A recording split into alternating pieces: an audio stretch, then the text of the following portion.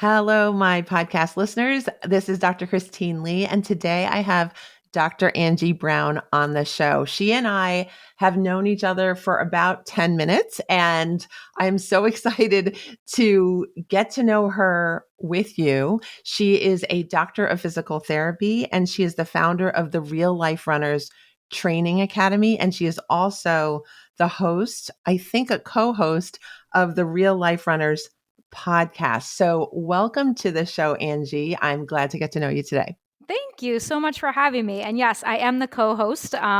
It's my husband and I that actually host the Real Life Runners podcast together. And we've been doing that since we began at the end of 2017.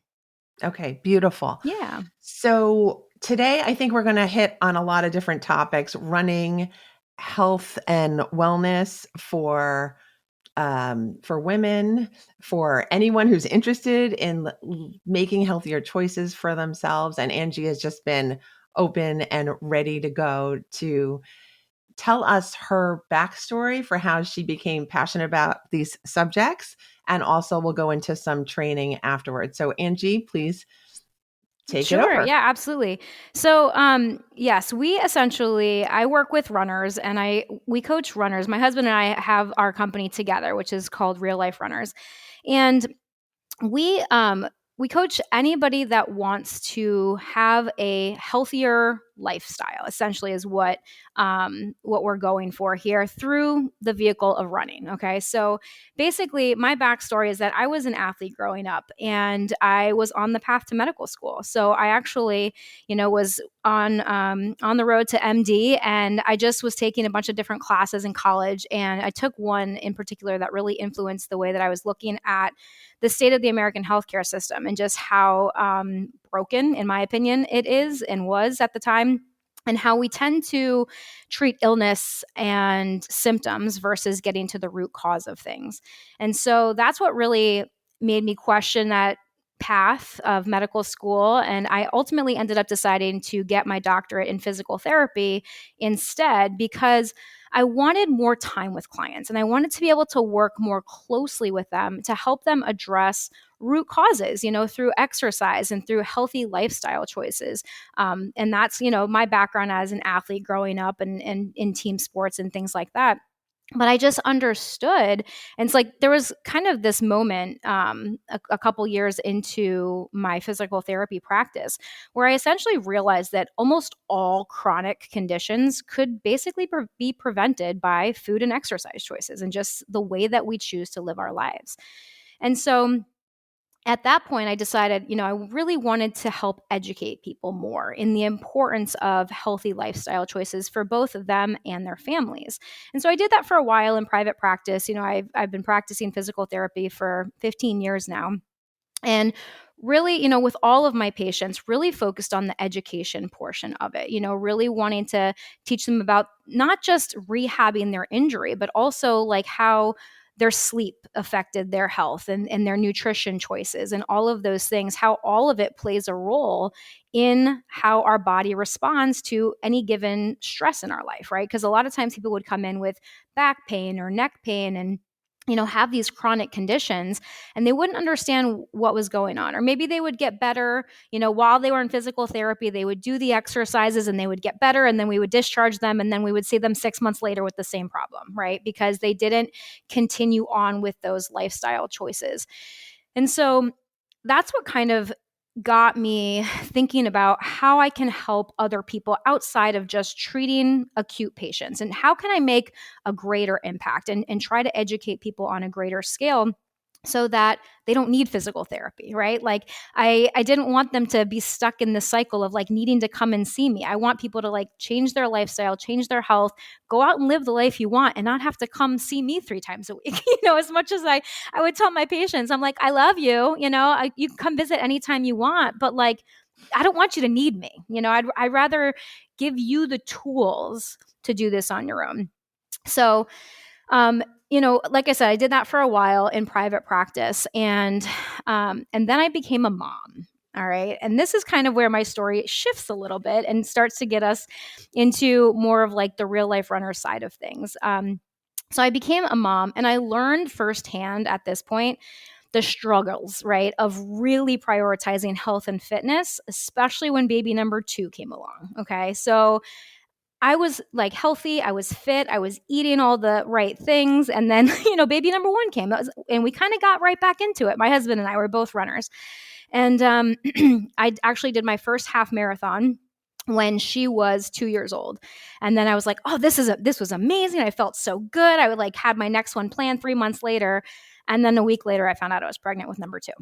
And so after number 2, that's when like everything kind of went off the rails. I became super inconsistent, not motivated. Mom guilt was so real. Like I felt so guilty for taking time away from my kids to, go out and run or take care of myself. And that was for almost 3.5 years. It was over 3 years that I was just very inconsistent with my training. And then I hurt my back. And it was at this point that things really changed for me, because here I was like feeling guilty, not prioritizing my health and fitness, and because I wanted to be a good mom. And then all of a sudden, my body caught up to me, and I realized that I couldn't be the mom that I wanted to be. I couldn't bend over and pick up my children. I couldn't sit on the floor and play with them because I hurt my back so bad. And so it was at that point that I was like, this is not okay. And not only do I understand the struggles of parenting, I also understand, all of the demands on our time. And that's why like we're really passionate about helping, especially busy parents right now, to really prioritize their health and fitness and their running and find something that works for them. So it was at this point that I overhauled everything. I decided that I needed to commit to myself. So I rehabbed my back, and I decided that my health had to be my first priority because it affected how I showed up in every other area of my life, including being a mom, which is like, to me, one of the most important things that callings of my life. And so, to take it on to like kind of a deeper level, it was like, if I am not prioritizing my health and fitness, like what kind of mother am I actually being? How am I showing up? Am I showing up tired? Am I showing up cranky all the time? If I'm not strong enough to pick up my kids and carry them around when they're tired, that's not who I wanted to be. And so that's really when we decided to create a program to help other people do the same thing. And so I kind of talked to my husband about it, and I was like, hey, you want to start a company with me? And he was like, okay. And so that's how we decided to work with runners, because I'm a physical therapist. Both of us are runners ourselves. And my husband's actually been a running coach for about 15 years as well. Like he coaches the high school cross country and track team. He's a teacher. And so it was just kind of a natural fit that we wanted to work with runners, and especially, like I said, busy parents that also want to prioritize their running and their health and fitness, and how to kind of make all of that work together to help them not only be better runners, but also just be like have a more healthy and fulfilling life. Because, we saw that what was happening, like runners obviously care about their health, right? But what happens is that we saw them making so many mistakes and suffering from that inconsistency and injury. So it's like this thing that they wanted to be doing, the running, they weren't able to do, right? Because they were inconsistent, whether it's a lack of motivation or, prioritizing their families or whatever it might be, or they go out there and they don't train with a plan and they push too hard and they get injured, and then they get in that vicious cycle of injury. So, with my background as a physical therapist, and then obviously Kevin's background as a running coach. And then I started coaching as well with him about 6 or 7 years ago. It just was kind of this natural progression that we wanted to really create a program to help busy parents, transform from that struggling, inconsistent, like injured runner into the strong, healthy, and fit runners that they want to be, so that they can not only be like an amazing example for their kids, but also achieve amazing things in their running and in the rest of their lives. So that's a Angie, long-winded backstory, but that's kind of how I got to where we are today. Angie, that's amazing. I think you just taught everyone lesson number one, which is that you really can have everything together. You really can have good, strong health, vibrancy, Mm-hmm. a vibrant life, vibrant body and spirit, and be good in your life, good with your time, good with your children and partners. And I think that's lesson number one, because I think the reason why, I'm going to guess just from listening to your story, that the reason why when you have children and you start deprioritizing yourself, it's from the belief that it can't all fit in somehow. Mm-hmm. And that's where the inconsistency comes in. And that's where the injury introduces itself, because the body's so amazing that it will indicate to us that we need something to be fixed. So thank you for sharing your great backstory with us. I am curious, was the back injury from running? No, I was literally sitting at my kitchen table one night and holding my daughter in my lap. She was about a year and a half at the time, and I just went to stand up, and I felt like someone had took a knife and just jabbed it right into my lower back. And I just was like, "Take the child, take the child." And I sat back down, and I was like, "Oh my God, what just happened?" Right? Like, and that was kind of, and obviously I'm a PT, so I can pretty quickly diagnose myself, thank goodness, right? And so I never went and got it confirmed on an MRI, but I think I herniated a disc at that time, based on the symptoms and the way that I was presenting. So that's really what I think happened. And why did that happen? I think it was a combination of lots of things, but after pregnancy, our ligaments are looser, our muscles, like I told you, I was not being consistent at that time. So my muscles were not strong. They were not supporting me the way that they could. And I was constantly holding a kid and, imbalance, like a kid on one side and making dinner, with the other hand, or those kinds of things. So that creates imbalance in the body. And whenever you have muscular imbalances like that, it can be kind of one of those things, like a straw that breaks the camel's back, like it wasn't a severe incident that caused this injury. It was just kind of things that were adding up over time. And I believe that it was a lot because I wasn't exercising consistently. I wasn't maintaining that strong body to support me. Gotcha. Thank you for explaining that, because I Sure. was really wondering, how do you hurt your back with the running? Yeah. I And mean, and that's the thing that's so crazy, is that it doesn't have to be like this big traumatic thing. People think back injuries are traumatic. Most of the time, it's like one little thing that just like you turn the wrong way, you twist the wrong way. And it's just the the problem has kind of been building under the surface. And there's just that last movement that kind of tips it over the edge. And that's how most back injuries actually occur. can you explain to us, from the body's perspective, what the body is trying to signal to us with stress, strain, injury, what your perspective on that is? Yeah.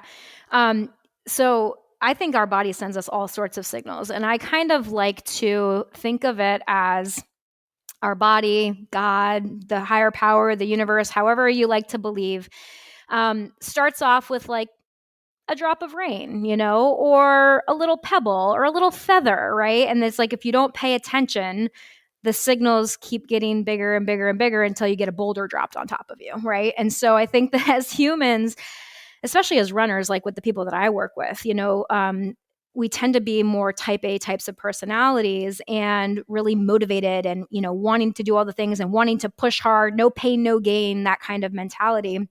And I think that that's a way that a lot of us are conditioned, especially in our culture and our society today, is that we need to be doing all the time. We need to be working harder and pushing more. And when we don't take time for rest and recovery and actually taking the time to listen to our bodies, that's when most problems occur. So I think that our body is very, very good at giving us those signals ahead of time. Most of the time, we just ignore them until it becomes a little too late, Okay. especially in the running population, because most running injuries are a result of overuse, chronic overuse. It's not, the acute running injury like a pulled hamstring or something like that, where you see like a sprinter in the Olympics. That's not typically who we deal with. We deal with mostly distance runners, and distance runners are prone to those chronic repetitive overuse injuries. And so that's essentially they're a result of weakness in the body that hasn't been addressed, that just kind of starts to build up until it breaks. Okay. Okay. Wow. So I'm thinking on all the different levels when thinking about the story you told us. And one of them is how come we prioritize feeling guilty and imbalance when it comes to parenting and other life issues Yeah. over health and fitness? Yeah. Because from your story, you just had to stop everything and say, okay, we're going to flip everything around and make health the priority. And then it made me wonder, why isn't that just the standard that every mother or every adult starts with? hmm that is such a good point. And I think that there's a lot of layers to this. I think it's a lot of cultural conditioning, especially for us as women, that we should be self-sacrificing and that we should be devoting ourselves to help other people and kind of putting ourselves last. And I see a shift happening in today's culture, and I'm very, very grateful of that. And I want to be on the forefront of that for sure. Helping people understand how important it is to take care of yourself first in order for you to show up better for other people in your life. And that's really one of the things that I wanted to really hit home with here, in talking to you about it, of like why it's so important, because I do think that we are just taught for some reason to put everybody else's needs before our own. And then people think, okay, well, in order for me to get in shape, in order for me to be healthier, it's going to take all of this time, right? I have to dedicate time for my workouts. I have to dedicate time to go shopping for healthy food. I have to make time for cooking healthy food. I have to do all of these things. And it becomes so overwhelming that it's just easier not to do anything, right? It's just easier to be like, you know what, I don't have to do it. So I think that it's a shame that it has, that is kind of what it has been. But like I said, I do see this shifting more today, which I think is a really important thing for us to talk about. Well, thank you for being part of that shift. It's so important. We're all doing our best, right? We are. We are.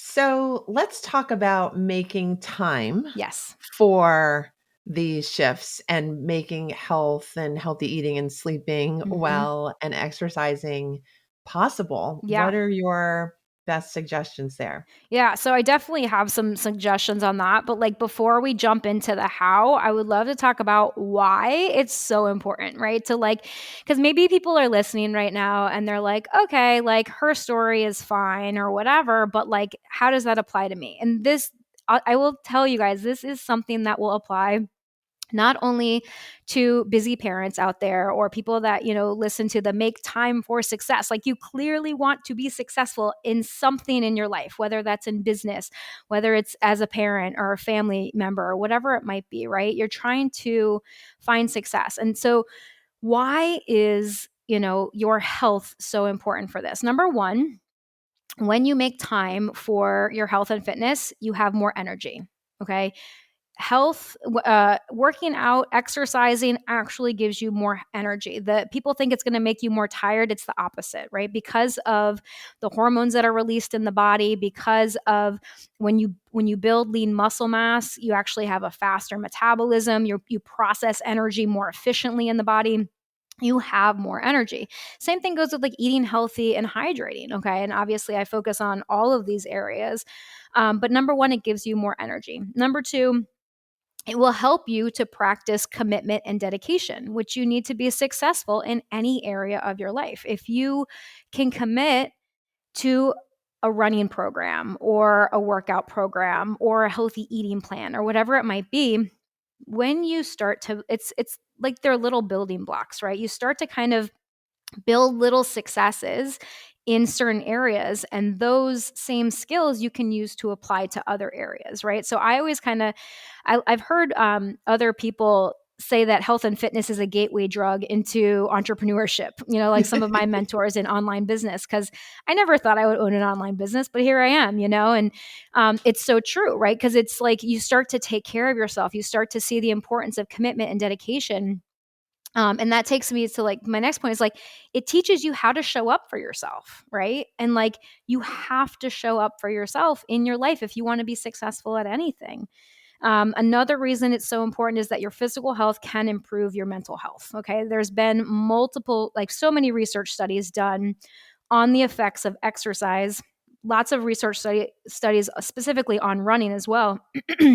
But even more if you just kind of make it exercise in general. You exercise has been shown to increase focus and concentration. It has been shown to decrease anxiety and depression. It's been shown to improve your self-confidence and sense of self-efficacy in your life. It's shown to improve your sense of purpose. Like all of these amazing mental health benefits, all from exercise, all from taking care of your physical health. And, that's one of those conversations that I think is so another thing that's coming more to light in today's society is the importance of mental health, right? And the importance of being aware of our mental health. And so how great is it that you can essentially feed two birds with the same seed? Like you can improve your physical health and your mental health at the same time by running or by participating in a regular exercise program. And then finally, I always like to say, like I use this term with my clients all the time is, put on your own oxygen mask first, right? Like I think that this is such an important thing for us to remember is that we have to help ourselves first in order for us to help other people in the best way possible. Like we cannot serve others if we are constantly pulling from an empty cup. We have to take care of ourselves so that we can fill our cups, right? Fill our cup with more energy, more vibrancy, more confidence, more focus and dedication and commitment. That will allow us to show up for other people in our lives in a much better way. Thank you so much for doing the why first. I think it's so important to understand. Yeah, And you gave great arguments. until you understand that deeper why, and that kind of it works in nicely with like the tips that I have for your audience on how to actually put this into play, because that's really number one, right? Like number one is that you have to understand your why, right? So, do you want me to just jump in now, or did you have any other follow-ups? Nope, please jump in. Okay, so. When we talk about like how to start to establish a health and fitness routine, especially something that is sustainable, because I know that it's January. This episode is coming out later in the year, which is totally cool. But in January, in the new year, everybody's got goals, everybody's got resolutions, and unfortunately, 80% of those New Year's resolutions fail, right? But there's always that 20% that succeed. And that's the part that I like to really focus on.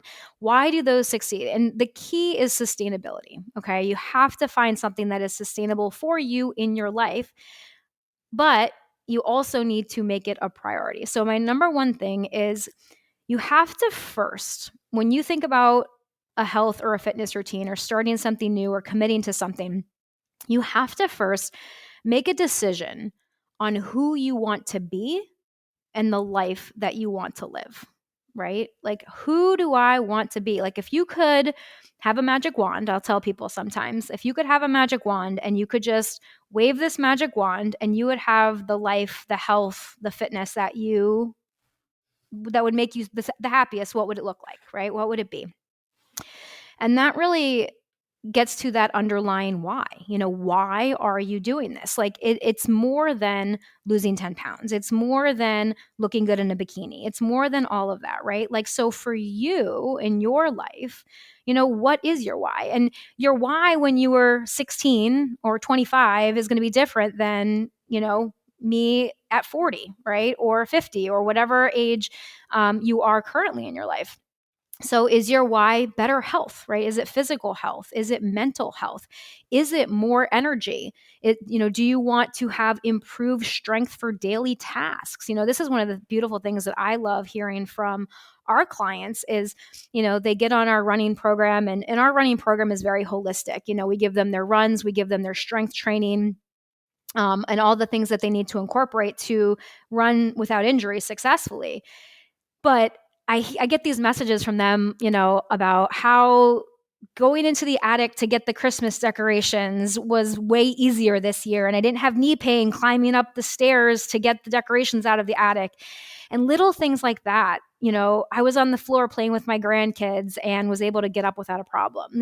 That's really why we're doing so much of this, right? Is because it allows us to live the lifestyle and be the person that we want to be. And that goes back to my story. When I hurt my back, I was not able to be the strong mom that I wanted to be. Like I wanted, and now, like that's always in the forefront of my mind. Like my daughters now are 9 and 12, and I can still pick both of them up without a problem. And I love that. I love that feeling of strength in my body. So that's a big why for me, but maybe for some other people, it's to decrease risk of chronic illness, right? Like maybe they had family members that suffered from chronic disease or chronic illness, and they don't want to go down the same path. Like those kinds of things I think are very, very important for us to be very clear and aware of. Like, and if you're not sure what you want, think about what you don't want, right? Think about the people maybe that have been in your life. You're like, oh God, like, there's so many people I will tell, you can either make time now to get healthier, or you can make time later to go to doctor's appointments all the time. So many of my patients, when I was practicing physical therapy, their entire week was going to this doctor or that doctor or physical therapy. And I'm like, God, I don't want to be doing that when I'm 80. Like I want to be like out on the golf course or playing tennis or running or doing other things. Like I don't want to be traveling between doctors to like manage my chronic condition. That's not the lifestyle that I wanted for myself, So, uh, along those lines, it's like when you make that decision on who you want to be and the life that you want to live, what do you want your life to look like? How do you want to feel, right? Like, I think it's always important for us to tap in, like, how do I want to feel? Like one of my big words is strong. Like, I want to feel strong. I want to feel unlimited. Like I want to feel like if I want to go for a 10-mile hike on vacation, I can do that. If I want to go on a 2-mile kayak trip with my family, I'm going to be able to do that too. I want to be able to just be strong so that I don't feel physically limited by what I can or cannot do in my life. So that would be step number one, is just making that decision on who you want to be and the life that you want to live. Step number two is setting a goal. Okay. You have to set a goal. Like there has to be a big goal, right? And again, that goes back to that bigger vision. And that's why I think it's really important to always start with like, what is the vision that I have for myself? And setting that bigger goal. So for, a lot of our clients, it's a half marathon or it's a marathon, or, they have like a specific race that they want to run. And then once you set that goal, that big goal, then you can kind of reverse engineer it and set smaller goals along the way so that you know that you're on track towards that bigger goal. Okay. So decide the life you want. Number two, set a goal. Number three is make a plan. Okay. You have to, if you want to achieve your goal, you have to have a plan. And this can look like, we like to work in 90-day increments in our membership program and our training plans. So like, for example, if someone comes to us and says, I want to run a marathon next year. We're like, great. Okay. That's that cycle. Now we work backwards, right? And we kind of figure out where they need to be in a year or in 9 months or whatever it is, and then work backwards to figure out where they need to start.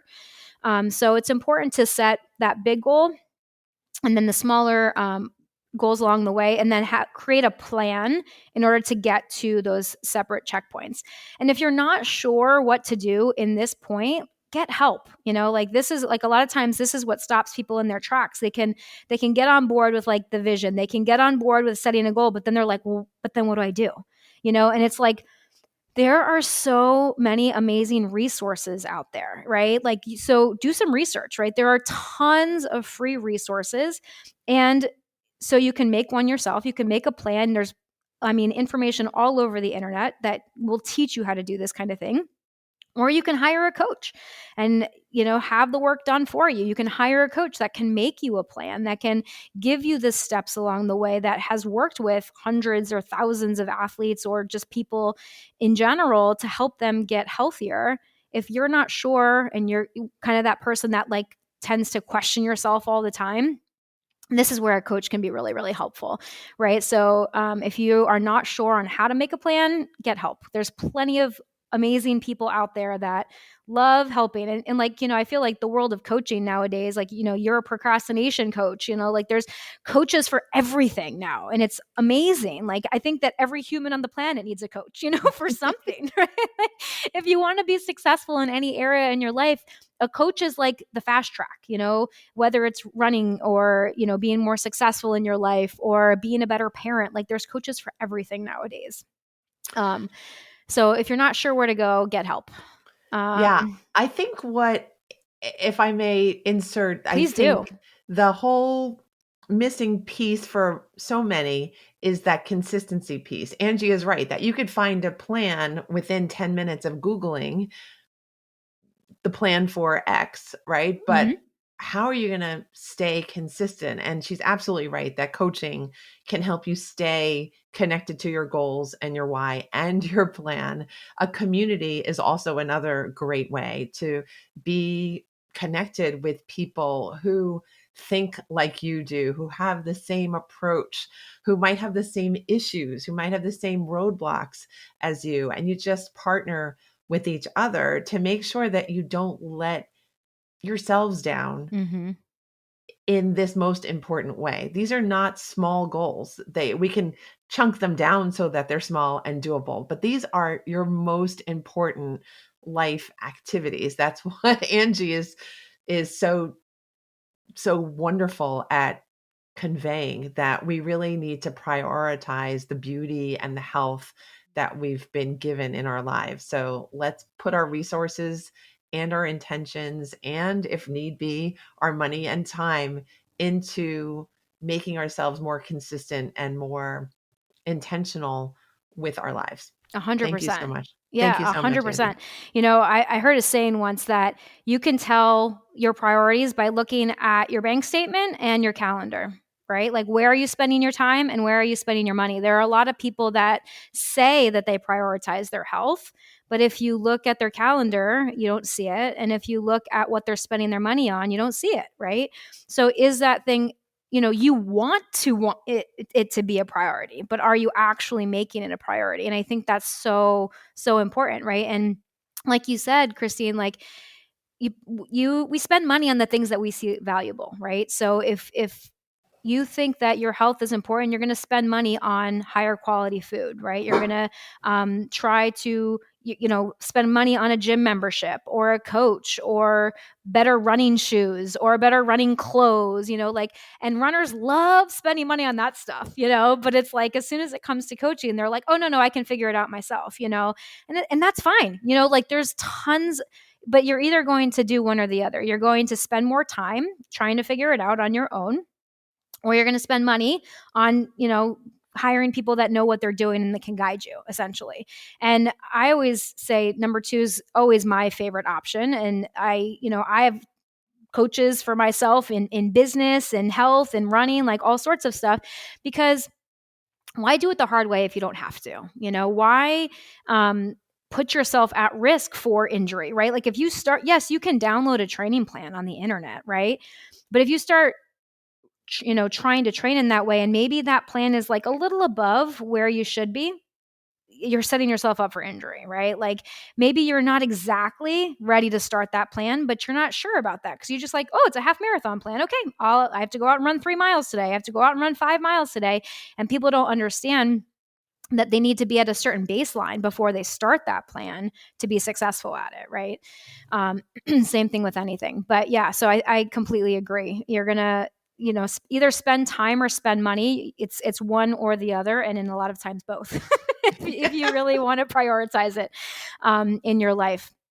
So after you make that plan, step number 4 is schedule it into your calendar. Okay. Like, actually put it in your calendar. If it's a workout, if it's a run, whatever it is, figure out how much time you need for that activity and put it into your calendar and give it the same importance as any other appointment in your life, right? Like, if you had a doctor's appointment, if you had a therapy appointment, if you had a dental appointment, whatever it was, right? You're going to show up and you're going to be on time. And you should treat your health and your workout the same way, because it's you showing up for yourself here, right? Make it, if you can do it at the same time every day, that is ideal, right? If you can make it the same time every day, that will help it to turn into a habit. And when you can turn things into habits, you're going to have greater chances of success by doing them. And then the other thing, the other little tip here, mini tip, when you schedule things into your calendar, I always tell people, if you can, do it first thing in the morning. Okay. This was a big shift that I had to make, because before I had kids, and even when we had our first kid, I would always work out in the evenings because it was easy. Like, I didn't have to, I did not like waking up early. I always considered myself a night owl.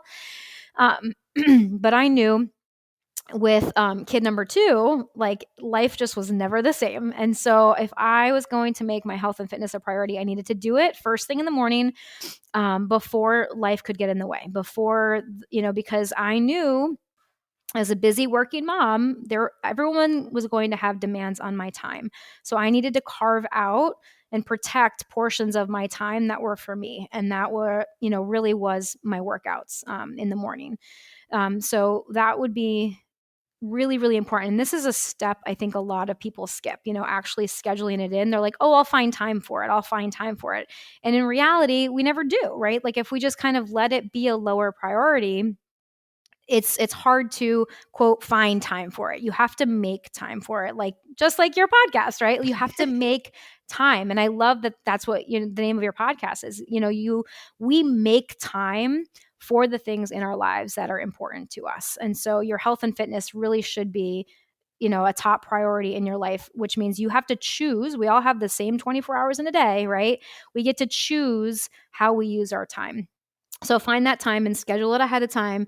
And then step number 5 is just follow through, right? Follow through, set it up, make a plan, get a plan, put it on the calendar. And then once it's on the calendar, you just have to do it, and there's always going to be those days where we don't feel like doing it, where we don't think we're motivated, and all the things that it's like, this is the time in this follow through period where we get to build integrity with ourselves, right? We say that we're going to do something and then we do it, plain and simple, like, even when we don't feel like it, right? Like, because there's always going to be those days.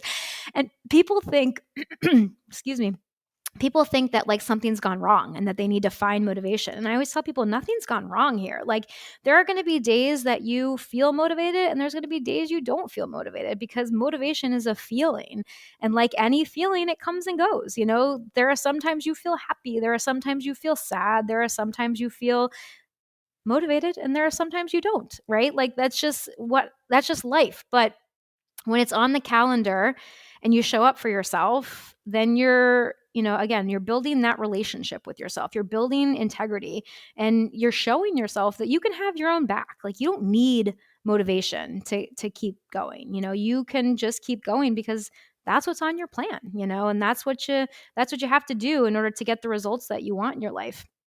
And like, another thing here too, in the follow through process to help make yourself successful with the follow through, is to make sure that you're also celebrating small wins along the way. When you can celebrate small wins along the way and build in rewards and acknowledge yourself for every single step that you take along the journey, that's what it matters. Like, a lot of times I think that we look to other people for validation or to tell us that we did a good job. But like, when you can start doing that for yourself and acknowledging, what, I was tired, I didn't get a lot of sleep last night, and I still got out of bed, put on my running shoes, and I got out the door. And you know what?